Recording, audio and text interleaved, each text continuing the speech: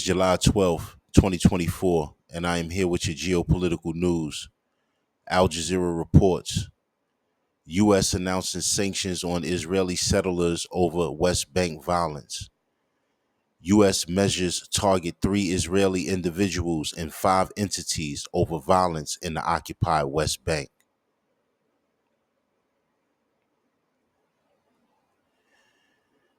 The United States has announced new sanctions on several Israeli settlers and affiliated groups, accusing them of involvement in violence or threats of violence targeting civilians, seizure of property, or other actions that threaten security in the occupied West Bank.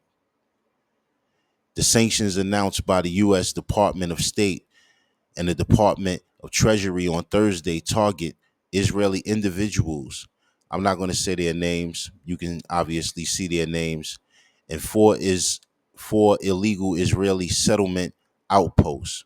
Now, these appear to be farmlands that have been seized by these entities or individuals.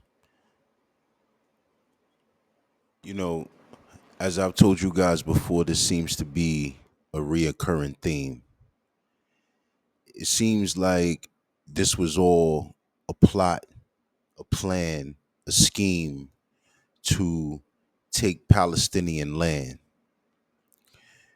because it seems like I keep hearing the same thing as it relates to the seizure of Palestinian land and Israelis occupying said land, Israelis being the first to be able to purchase said land. So there's something very tactical going on as it relates to not just the ethnic cleansing of the Palestinians, but also the the seizure of their property, their land. And it almost feels like this is what it was all about to begin with. You see, there are things that are being said about Benjamin Netanyahu as it relates to him supporting Hamas, him giving Hamas military aid and various different things at different points, only for Hamas to turn around and do what it's done. But you see, that would be a surface. That would be the surface of this situation, which is not actually true. You see, what's actually true is that the Israeli government and the Israeli military have been kidnapping, because it is nothing short of kidnapping when you detain innocent civilians, men, women, and children.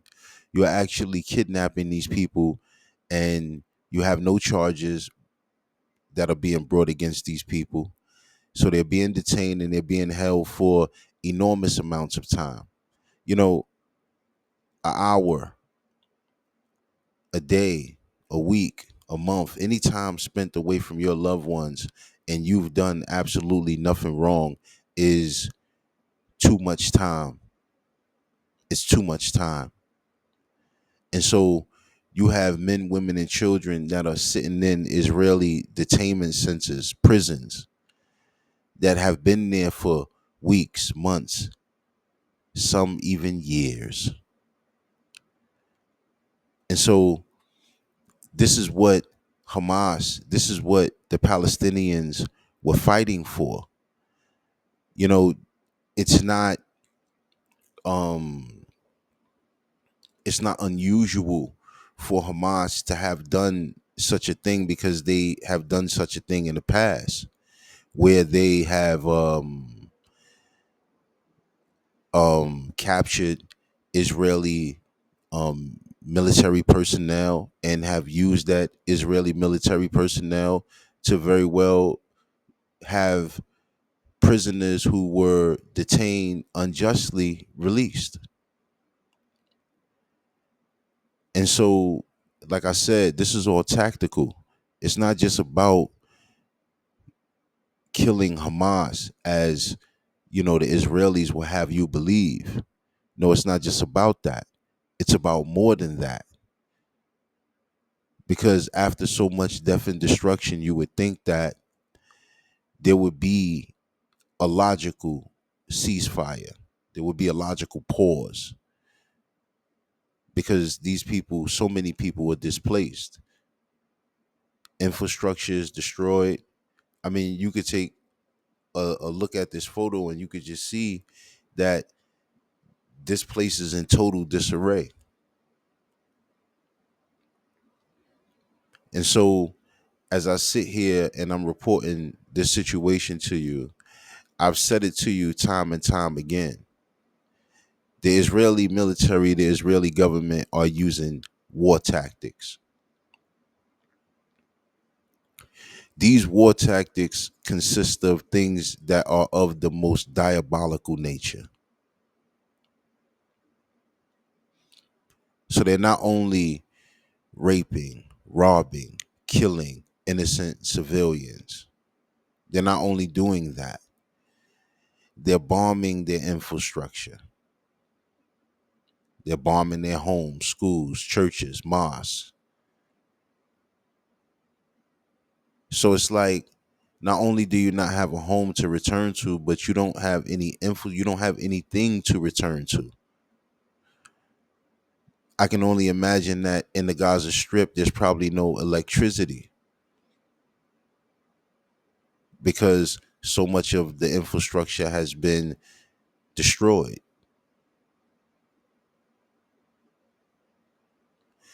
So the United the United States, they're very, very, very, very, very slow to act on anything.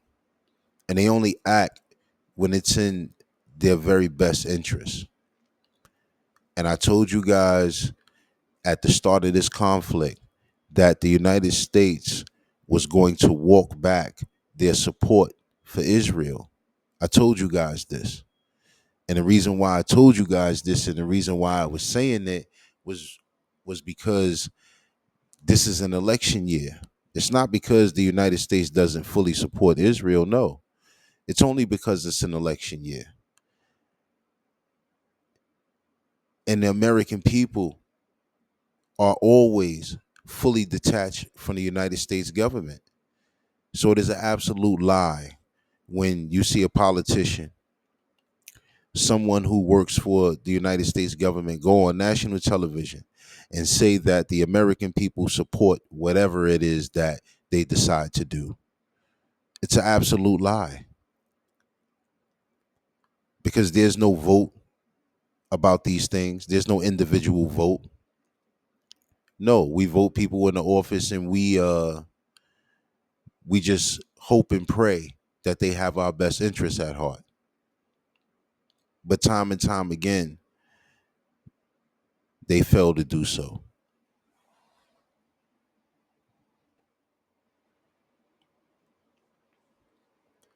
In other geopolitical news, Al Jazeera reports Russia says U.S. missiles in Germany signal return of Cold War. German Chancellor Olaf Scholz welcomes the plan, says it is something of a deterrence and it's securing peace.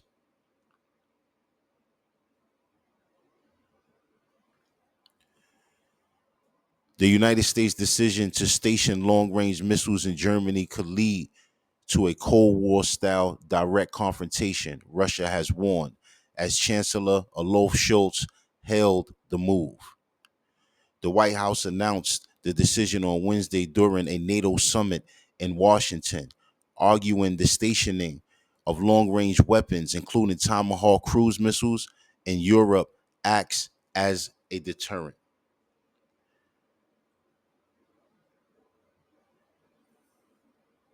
You guys know how I feel about this situation. I feel like the United States of America and its Western allies are fueling a situation that really it really shouldn't be happening right now. They're fueling um they're fueling a war that should not be happening. And the problem with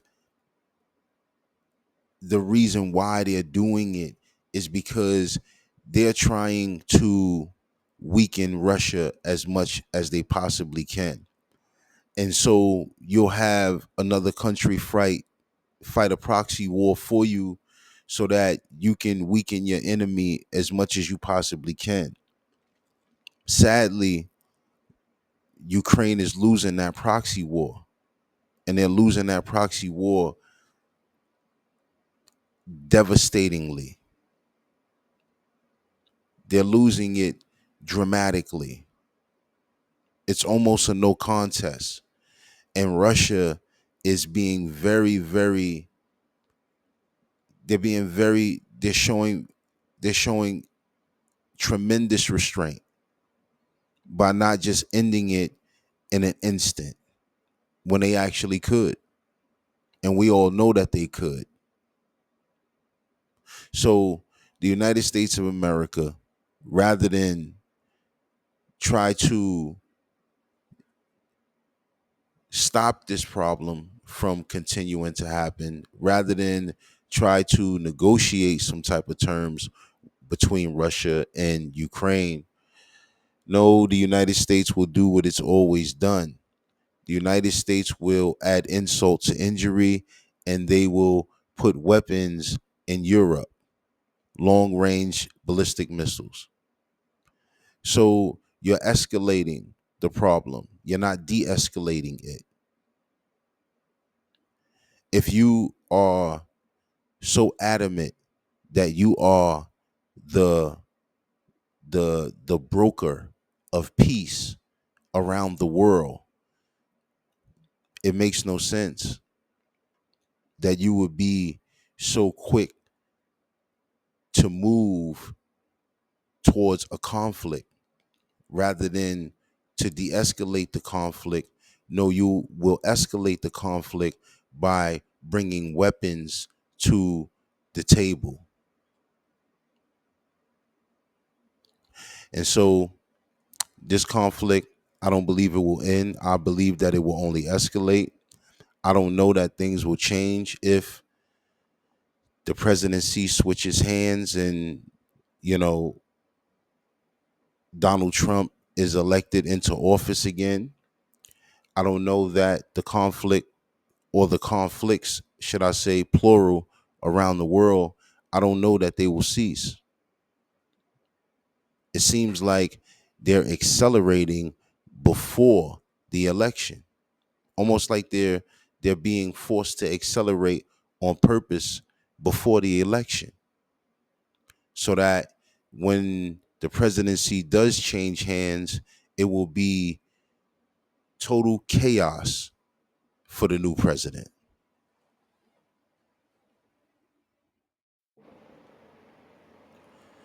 In other geopolitical news, Al Jazeera reports Kenya's Ruto fires majority of cabinet amid simmering discontent.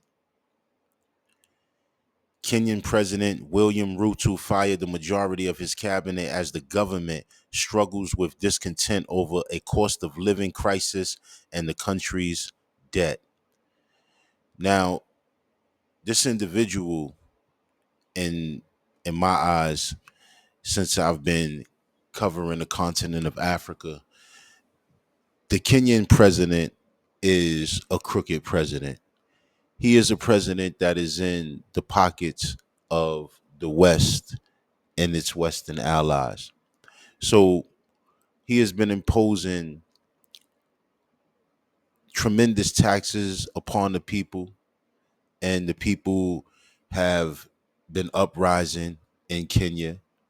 This is also the individual who was supposed to send military personnel to Haiti to combat um the what they call terrorist groups in Haiti, which aren't really terrorist groups, but yet and still, he was supposed to be the president to send military personnel to Haiti to combat the crisis that was going on in Haiti. So this individual is in the pocket of the United States of America and its Western allies. So this individual has no he has no concern for the people. Not only is the country in debt, but like I just said, he is imposing tremendous taxes upon the people. And what I find very interesting about a lot of these presidents and leaders and people that come from various different countries, especially the countries that are the most poverty stricken, it seems like they are very well off. You know, a lot of these people have brokered deals with the West and their allies, and it's all been through a corrupt nature, meaning that the individual or said individuals who's brokering these deals from these very, very poor countries. Now, when I say poor, I don't mean poor in mineral wealth.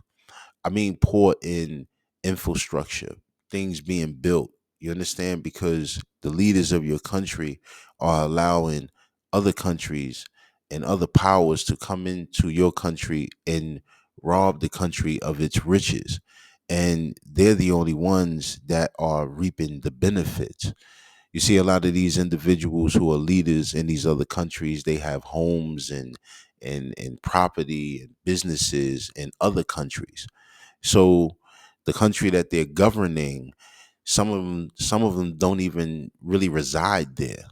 Some of them have homes and, like I just said, and other properties in various different other countries, and they vacation and go to these places, and this is where they seek to have their pleasure and enjoyment at.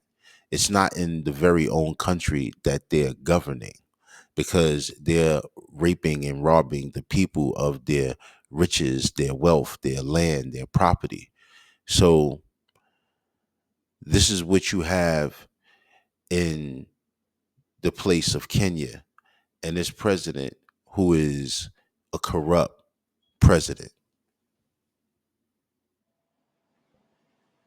If you haven't done so already, follow Street Icon on all social media platforms. That's at Street Icon 8080 on the YouTube platform. At Street Icon 8080 on the YouTube platform. At Street Icon 1 on all other social media platforms. Drop a comment in the comment section and let me know how you feel about the stories that I brought to you guys today. Drop a comment in the comment section and let me know specifically and exactly how you feel. Always remember, stay vigilant, stay safe. Peace.